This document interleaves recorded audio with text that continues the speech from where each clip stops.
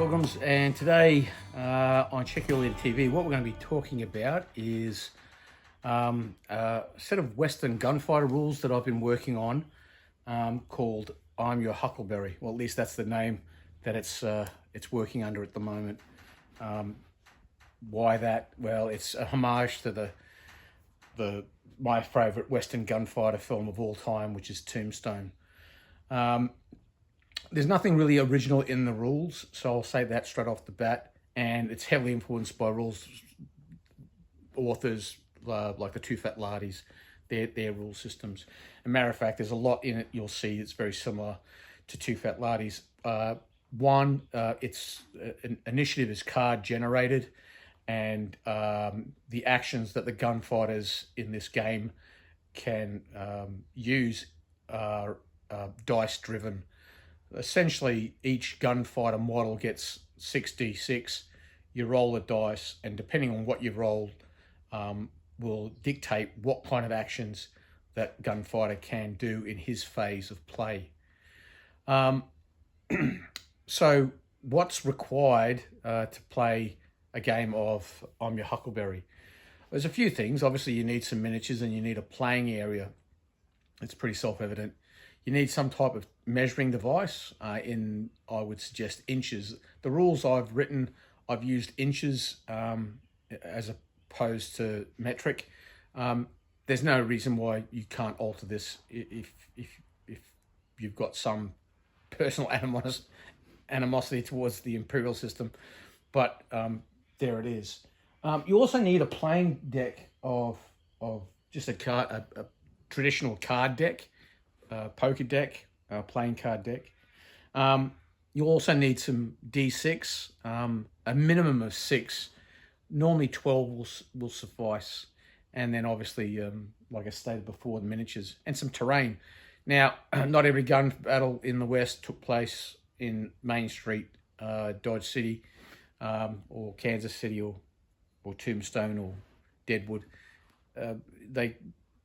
The terrain can be as varied as you would like. And the rule system itself, even though I've geared it towards playing Western gunfights, I think you could adapt it to pretty much any kind of small skirmish amongst rival gangs, maybe in the Prohibition era, for example. But anyway, what we're going to go on with now is I'm just going to talk about the mechanics of this rule system and how it's played, obviously. Now, essentially, the game itself is divided into turns and phases. Now, at the beginning of each turn, depending on how many gunfighters you have, you draw that many playing cards into your hand. So obviously you get your deck, you shuffle it, and then you cut the deck. At the start of the game, player A will cut the deck, and in this case, he's drawn a 3 of spades. Player B comes along, cuts the deck, and has caught and drawn the 10 of spades. What that now means is player B has the initial initiative for this turn. So as we progress through the phases, player B will declare which gunfighter he wishes to initiate. The number of phases in a turn is dictated by the number of gunfighters you have. So for example, if you have 2 players playing against each other and the total number of gunfighters that they have on the table is 8, then there'll be 8 phases plus an end phase, so a grand total of 9 phases. So how does each phase play out? Well, at the start of the game, you draw cards, 1 card for each gunfighter you have. Now, the gunfighters themselves are broken down into classes. You're allowed to have up to 1 boss or leader of your gang.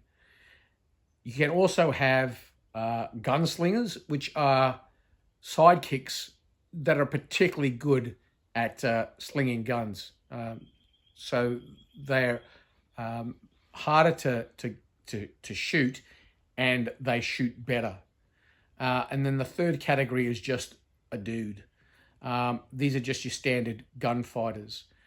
You can also give gunfighters, gunslingers, and the boss additional equipment. They all come initially with a pistol as standard, but you could give them an additional pistol. You could give them a rifle or a shotgun. You could also give them close quarter combat weapons, knuckle dusters, tomahawks, knives, cudgels, and the like. There's no distinguishing between a tomahawk and a cudgel. They're both assumed to offer the same kind of benefit to the gunfighter in close quarter combat. Quite obviously, if a gunfighter is bringing a knife and another one's bringing a tomahawk, it's because the gunfighter with a knife seems to think that that's the weapon he's most skilled in, and likewise the guy who's bringing a cudgel or a tomahawk. I'm toying with the idea of also offering traits, but I'm thinking of making this random. Maybe at the start of each game, you can draw one card that enables one member of your game to have a special trait. Maybe he's fleet of foot, so he can move faster. Maybe he's got lightning reflexes, so he can add +2 or +3 to whatever card he draws. For example, if he draws a 10, because he's got lightning reflexes, he can add 2 to that. So now it's equivalent to a queen card. Regardless, at the start of each phase, the player would look at his hand and decide what he wants to do. Now, let's just assume that I've got 4 gunfighters in my gang, and I've drawn this hand. Now, certain gunfighters can add to their cards. For example, a boss, well, he gets to add +2 to his card. So if he, for example, was to play a 6 of spades, that would actually be equivalent to an 8 of spades. Gunslingers, they get to add +1. It's then up to you to decide how you're going to play the cards and in which order you want to do it. If you have the initiative, you'll indicate who you want to play first. So, for example, I might look at my deck and go, well, I'm going to play my boss first, and I'm going to use the 10. Now that 10, now obviously with the +2, is the equivalent of a queen. So I place that card down on the table.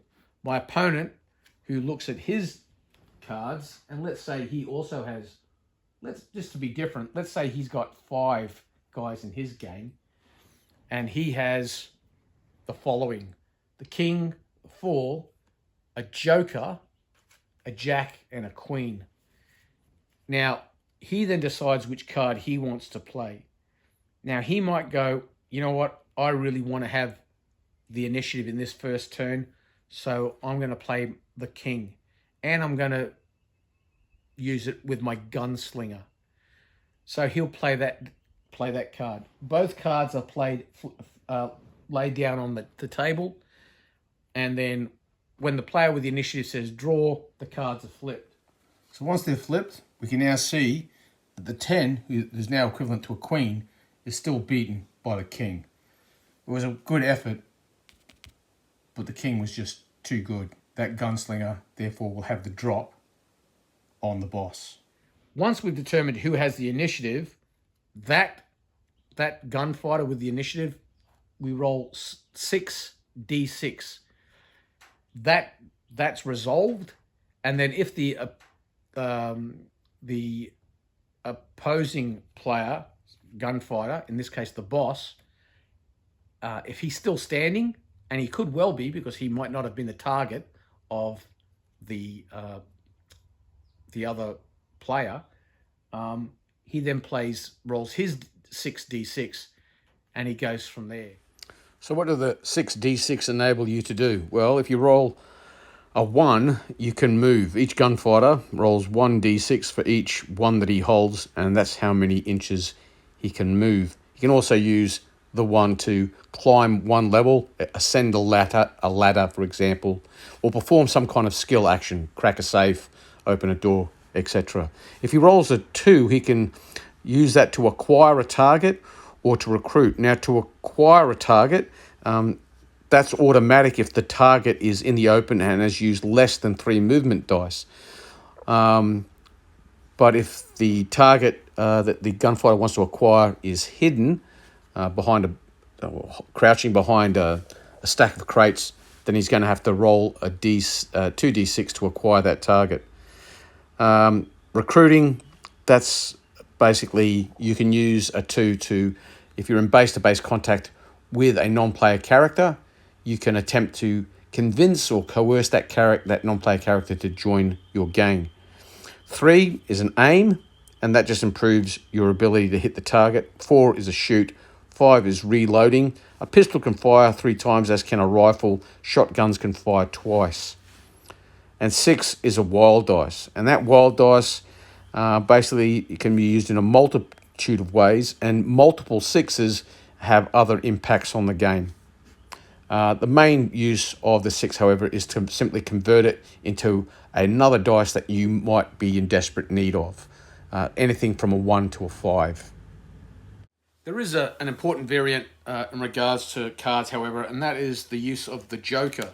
Now, there's 2 Jokers in the deck, and when you draw your cards, you could end up with a Joker. The significance of the Joker is this.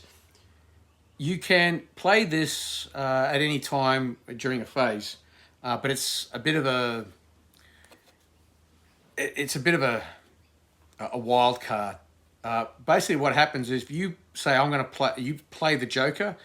That means is you now must draw from the in-play deck, and must use the card that you draw. So it could result in you not having the initiative in that particular phase, or you could get the initiative. Using the Joker is kind of handy if in your hand you've got a lot of low cards and you're thinking that, well, all the cards I have are pretty crappy, but by playing this, I might be able to draw something better and get the initiative. It also, what it does is it does initiate a random event. There are 11 random events. You roll 2d6, and anything from a 2 to a 12 will generate random events. Now, you could create your own random event table. In my case, there's simply 11 random events, but you could use a D20 if you want and have 20 random events. Or you could have less. It's up to you. And the table that I use to generate my random events is Ain't That a Peach table. Okay, so that's the Joker. Like I said, it's a bit of a wild card. Once you've played your 6 dice, you then repeat the process with the next lot of gunfighters. But in a situation where I might have only 4 gunfighters and my opponent has 5, at some point I can declare that I'm going to pass this turn. Having the initiative here is important because once if I have the initiative, I have to declare which gunfighter I'm going to activate. If I don't have the initiative, that means that I can use that moment to decide whether or not I'm going to pass for obvious tactical reasons. It could be that an opponent activates a gunfighter, and I look at that gunfighter and think to myself, he's not as big a threat as other gunfighters on the table are. Now's the time I'm going to pass, because I'm just going to let that slide this turn and just take my lumps. Now, there's a variety of reasons why you might only have 4 gunfighters versus 5. It could be scenario driven, or it could be you might be playing a points level game, and instead of taking lots of dudes, you might have loaded up on either equipment or better quality gunfighters. Like you might take an extra Gunslinger, for example. So there are a variety scenarios where you might find yourself with less gunfighters than your opponent. And also, as the game plays on, obviously you're going to start losing gunfighters, or your opponent is, and someone's going to have a numerical advantage as they go along. At the end of the turn, any non-player characters are then dealt with. In the end phase, the played cards are then gathered up, shuffled, and they create a discard pile. And then from the remaining deck, you then draw more cards into your hand based on how many gunfighters you have still standing, and you play another turn. So that's basically the mechanics of the game. So what we'll go on with now is a bit of a closer look at the rules in depth. I'll talk about some of the tables that we use, and also we might even fit in a couple of a couple of turns of a gunfight, just so you can see exactly how Your Huckleberry plays. Okay, so let's start by just a bit of a quick look at this particular scenario. In this scenario, we have 4 cowboys, let's say the good guys. All right, so the good guys have a boss with a pistol, a dude with a sawn-off shotgun, a gunslinger, and another gunslinger. So 2 gunslingers, a dude with a shotgun, and a boss with a pistol. By contrast, let's call these guys the bad guys. The bad guys have a boss with 2 pistols, a gunslinger with a pistol, and a dude with a pistol, and another 2 dudes, one with 2 pistols and one with 1 pistol. And those 2 guys are just hanging out in Rogan's bar. These 3 guys here are causing a bit of a scene in the town. The scenario is that the good guys are coming into town to sort these fellas out. There also happens to be a local ne'er-do-well, local citizen, who doesn't want any violence. So he's stepped out into the middle of the street and he's trying to defuse the situation. Let's have a look around the town. There's a livery stable, Jimmy's Boots and Belts, and then Ketty's Saloon, Brogan's Bar. We have the North Star Trading Post and General Store. Over yonder, there's a hardware, blacksmith and a blacksmith's cottage, church, 2 more buildings under construction, and like every good Western town, there's a gallows. There's also a telegraph office next to a water tank and a windmill. There's a trading post, a gunsmith, and finally the sheriff's office. So that's the town, and for gaming purposes, we'll just call it the town. All right, so that's the scene set. Let's start off by looking at the pre-game.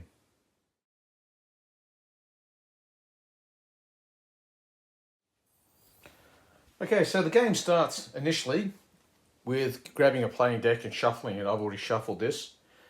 The good guys, well, they'll cut the deck first and see what they get. They've got a jack of diamonds.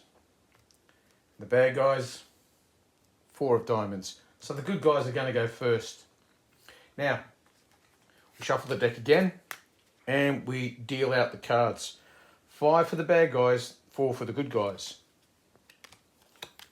Okay, then we set the game deck to one side. I'll put it behind this building over here for now.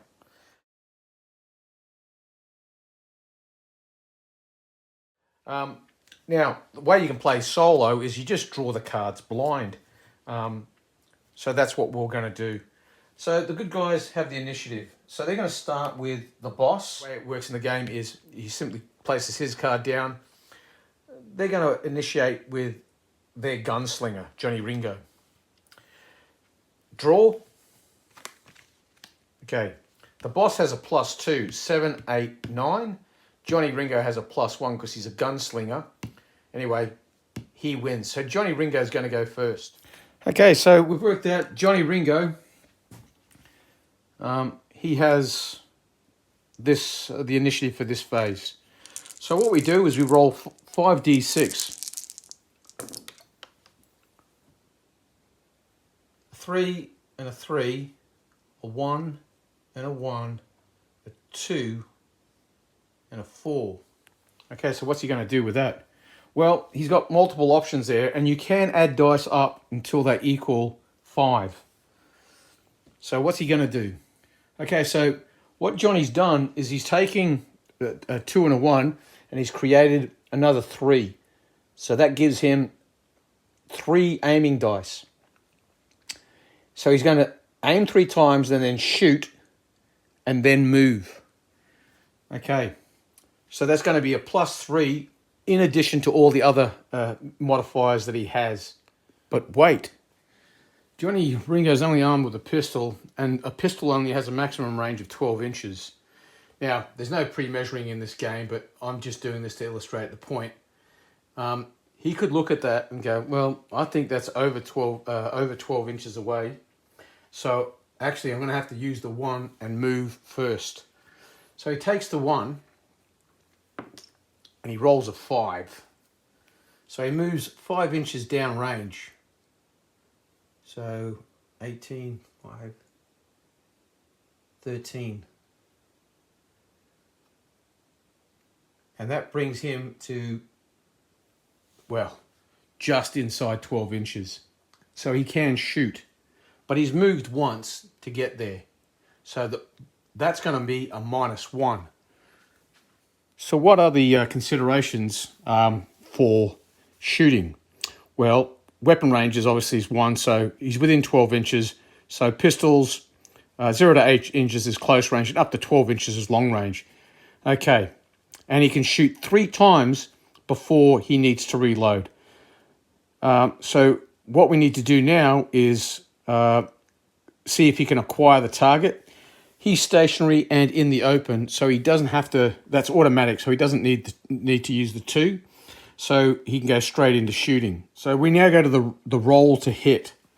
Okay, so he's aimed 3 times.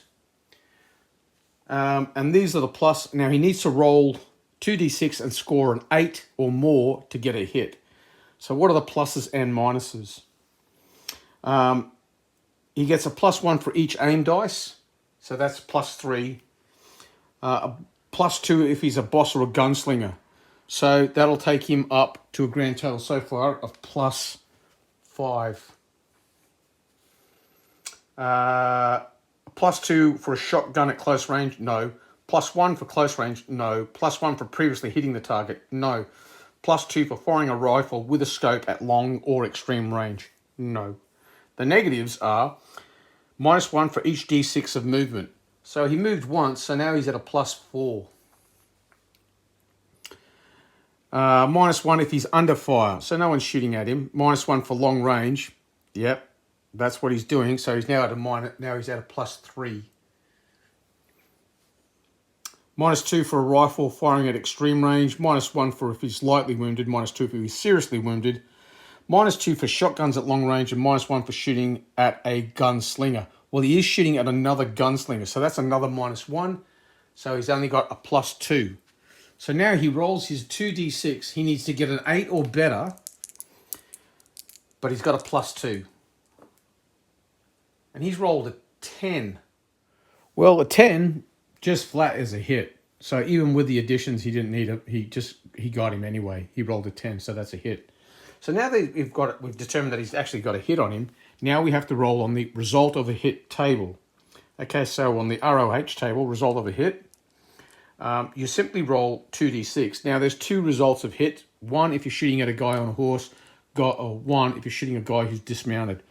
This is the shooting at the dismounted guy, obviously.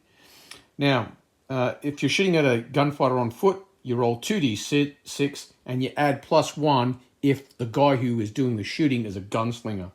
So then we roll 2d6. Whoa, 12. All right, even with the +1, well, that'd be 13, but 12 is you ain't no daisy, you're dead. So Johnny Ringo has just potted this guy. Thanks for coming. So that ends Johnny Ringo's phase. the guy that the good guys activated is still on his feet, which is the boss. So now the boss picks up his 6 dice and he rolls to see what he scores. Okay, he's got a 1, a 1, and a 1, 2 4s, and a 2. All right, now you can add these dice together. So what he's going to do, he's going to take the 2 and the 2 1s, create a 4, which is another fire dice. But he's going to move first. And what he wants to do is he wants to draw a bead on Johnny Ringo and avenge his buddy. So he rolls 1 movement dice. And he goes 6 inches. Now, you're supposed to declare exactly where you're going, but I read my own mind and I know that he wants to close with Johnny Ringo. So he's going to move directly towards Johnny Ringo and get into close range. Yep, it's less than 6. So he's moved once, so that's going to be a -1. But let's go through it again, because he's going to empty his smoke train at Johnny Ringo. So again, let's go through the roll to hit. You roll 2d6, you need an 8. Oh, I should mention, if you roll double 1s when you shoot, just natural, that's going to be a jam or misfire. In other words, the gun is inoperative. So anyway, let's go through it with this boss here. +1 for each aim dice. Well, he's not aiming, he's just rushing forward, fanning his pistol as he goes. +2 if a boss or a gunslinger. So there's a +2. +2 for a shotgun at close range. +1 for close range. He's at close range, so now he's up to 3. +1 for previously hitting the target. Well, he hasn't hit him at all yet. +2 for firing a rifle with a scope. No. Negative modifiers. -1 for each d6 of movement by the target. Well, Johnny Ringo moved 1, so that's going to be a -1. So he's back down to 2. -1 for each d6 of movement of the Gunfighter. Well, he's moved once, so he's now down to a +1. -1 if under fire. He's not. -1 for long range. He's not. -2 for firing rifle, blah, blah, blah. He's not lightly wounded. He's not seriously wounded. He is shooting at a gunslinger, so -1. So it's just going to be, he's going to shoot 3 times.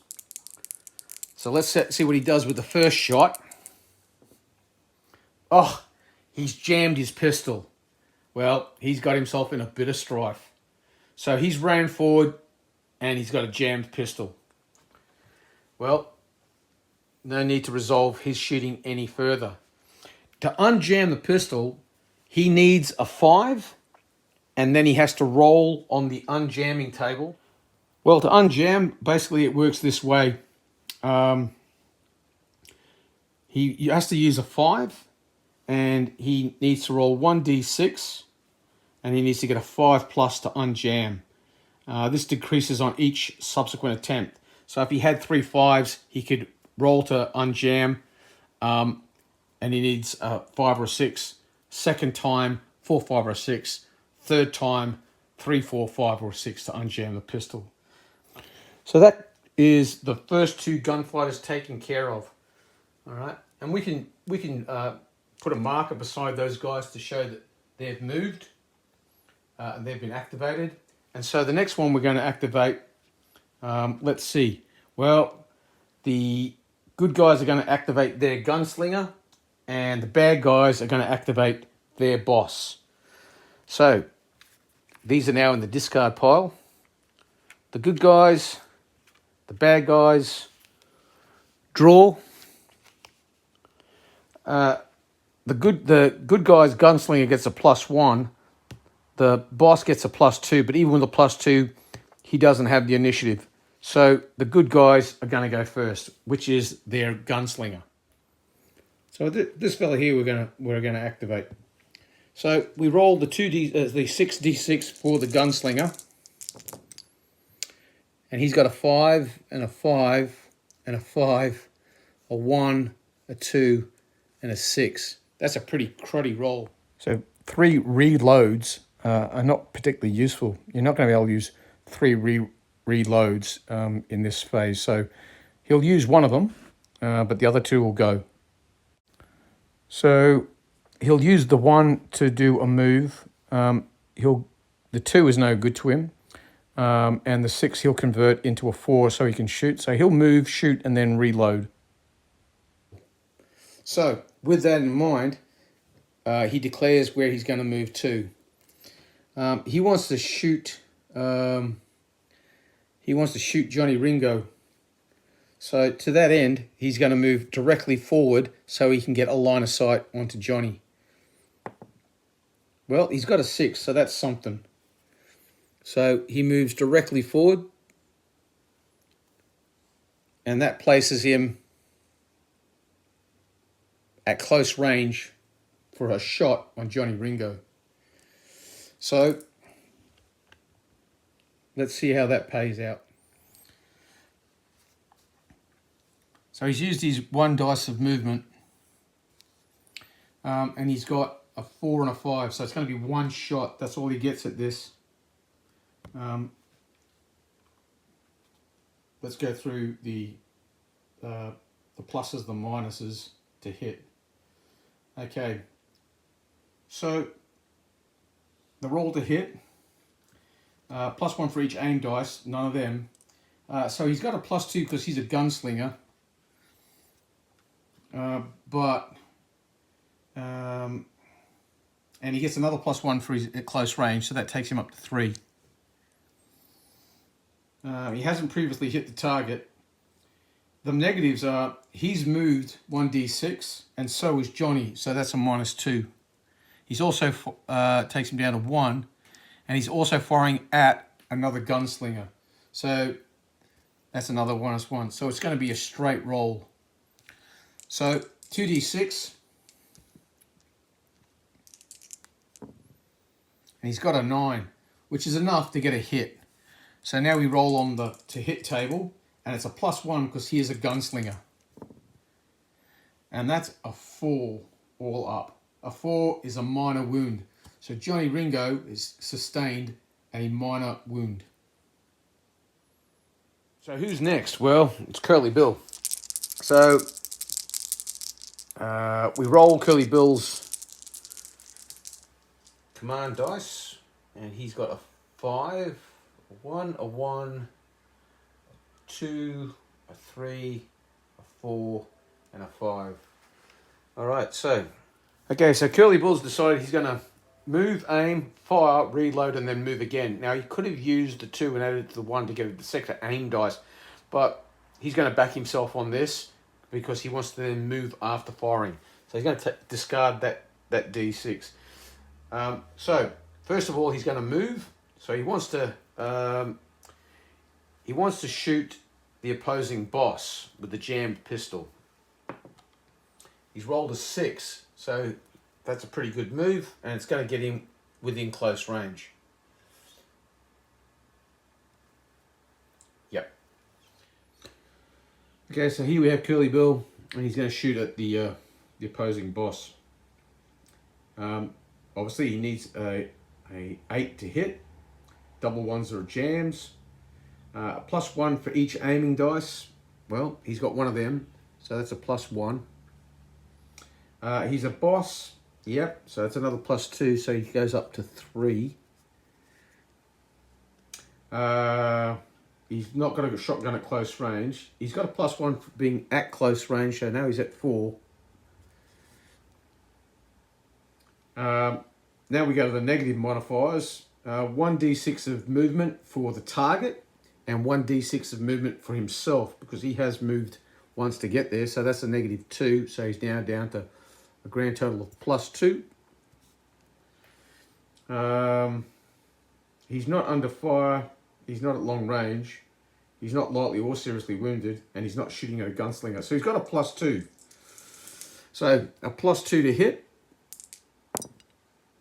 Well, he rolled a 10, so that's a hit. And now he rolls on the to hit table. Now he's not a gunslinger, he's a boss, so it's just a straight roll. and he's rolled an 8. So with an 8, the consequences of rolling an 8 is a nerve test.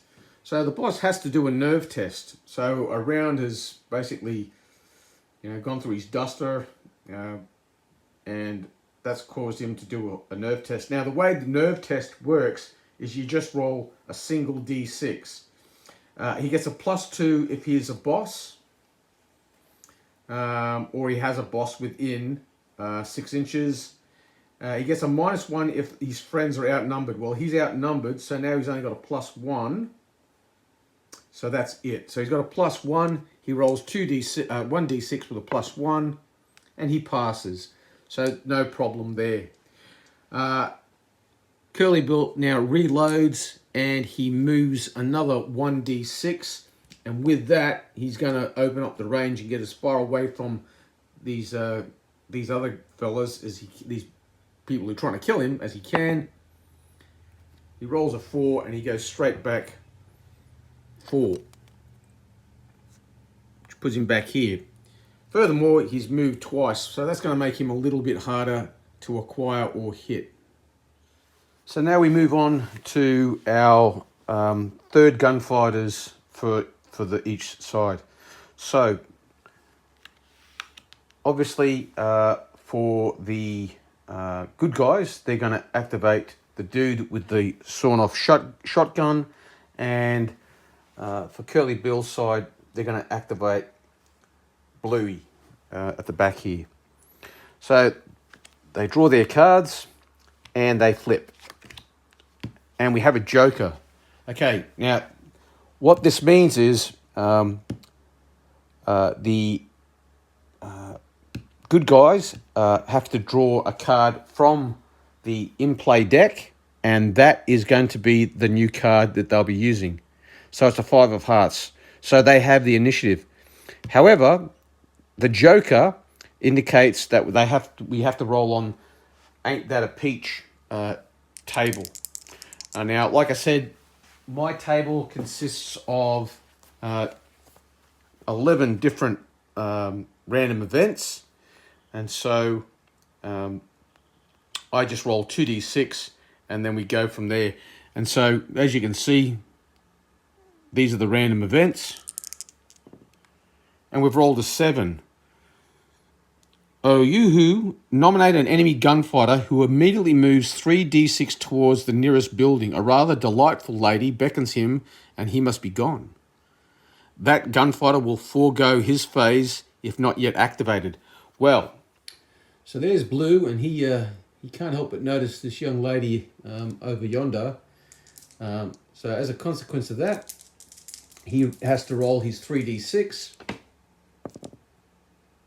Okay, so he's going to head 5 inches towards that young lady and will not do anything else this turn, which leaves our fellow with the sawn-off shotgun a free hand. So 5 inches gets him almost to the door.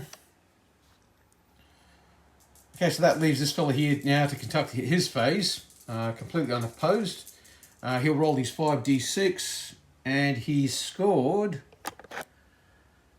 11164. Okay, so with that, he is going to rush towards Johnny Ringo with 3d6, and he's going to fire and then reload. So let's see what his movement is. 3d6, and he's going to rush quite a ways actually. So that's 12. So he's going forward a full 12 inches, which will bring him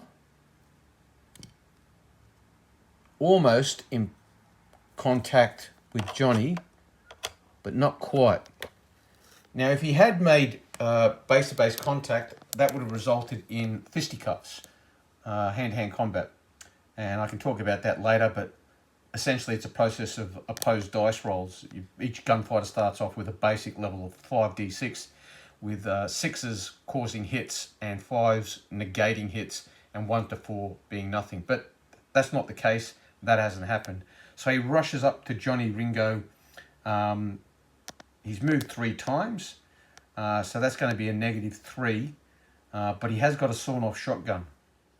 Okay, so now he's rushed up to Johnny Ringo, and let's go through it. +1 for each aim dice. No, he's not using any of them. +2 for boss or gunslinger. No. +2 for a shotgun at close range. Yes. So there's +2. +1 for other weapon close range. Nope. +1 for previously hitting the target. Nope. And +2 firing a rifle with a scope or extreme or long range. No, obviously not. The negative modifiers. -1 for each d6 of movement. Well, he's moved 3. So that is now a -1. So it's a -1 so far. -1 for each movement of the target. So Johnny Ringo's moved once, so that's a -2. And he's not lightly wounded. He's not seriously wounded. There's a few others here. He's not a shotgun at long range. And he is shooting at a gunslinger, so it's a -3 all up. So it's a -3. He needs 8 to hit. Well, he's rolled a 12. So he has hit him.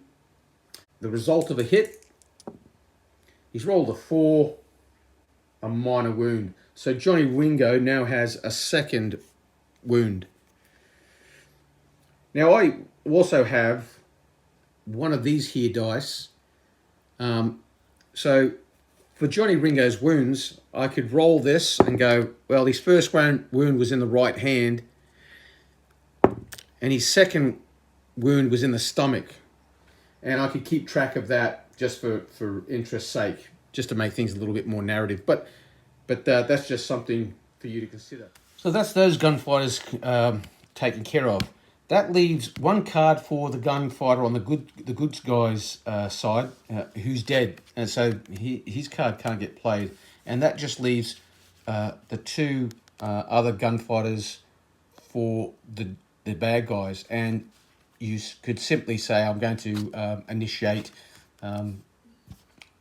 Frank and then Bob, and you would do that unopposed.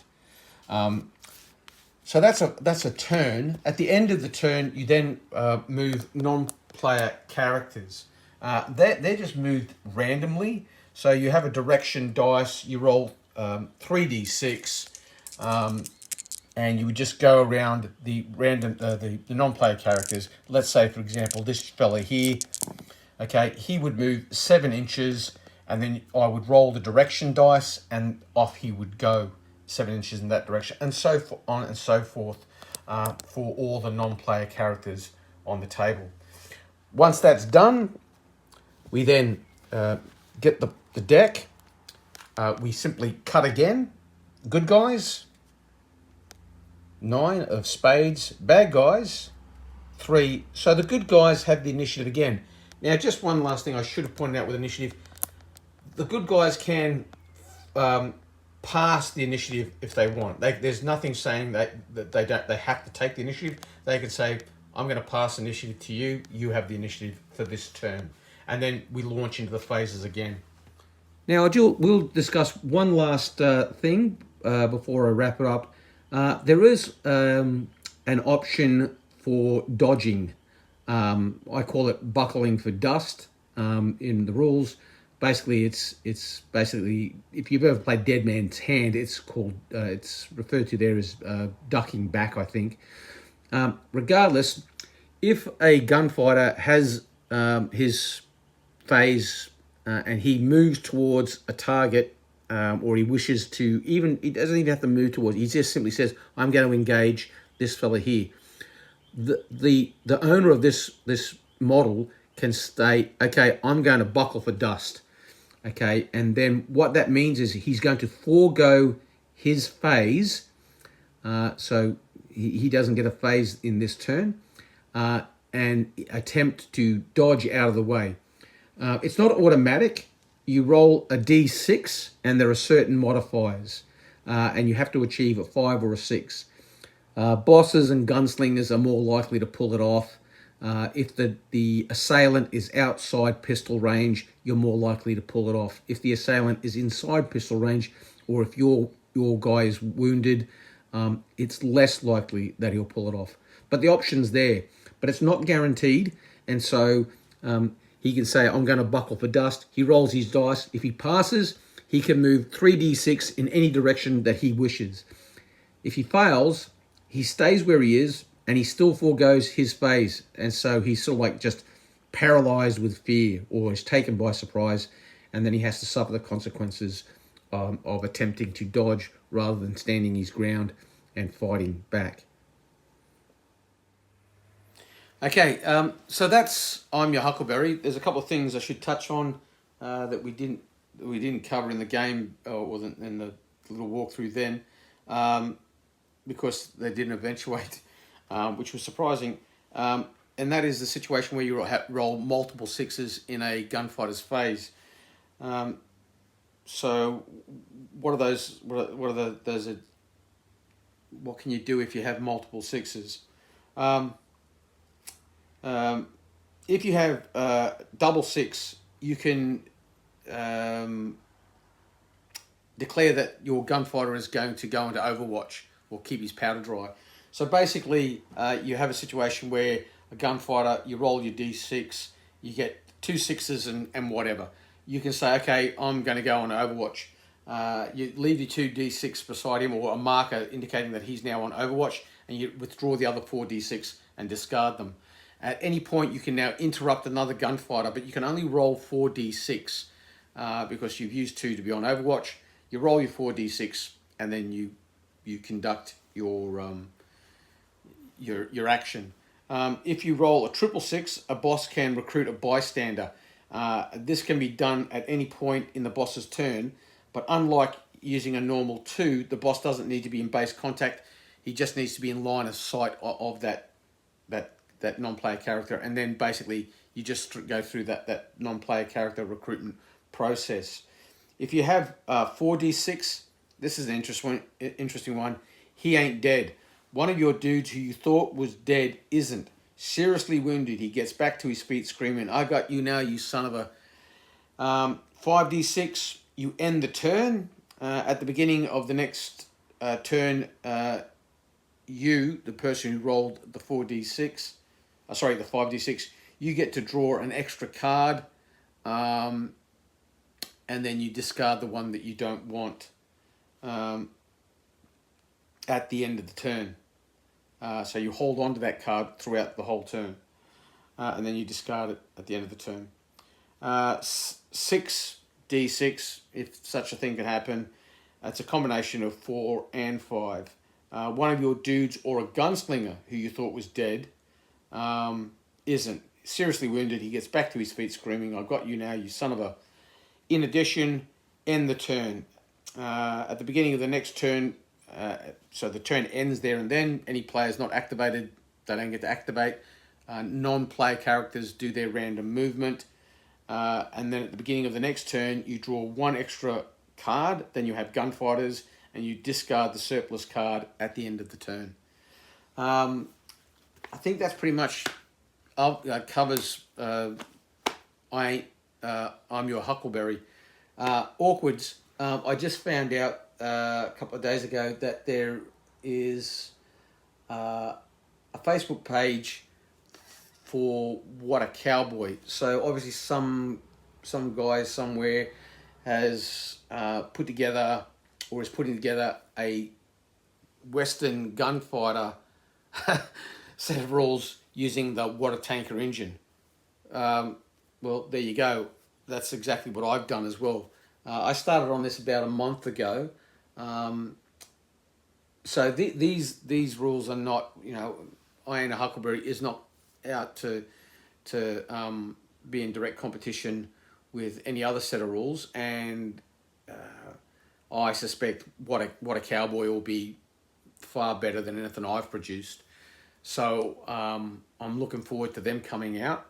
All the same, I will put these rules up on my Check Your Leader TV Facebook page in the file section sometime in the near future. They'll be there. If anybody wants them, they can just help themselves. Yeah, and so that's it for now. Feel free to like, share, and subscribe. And until I see you again, yippee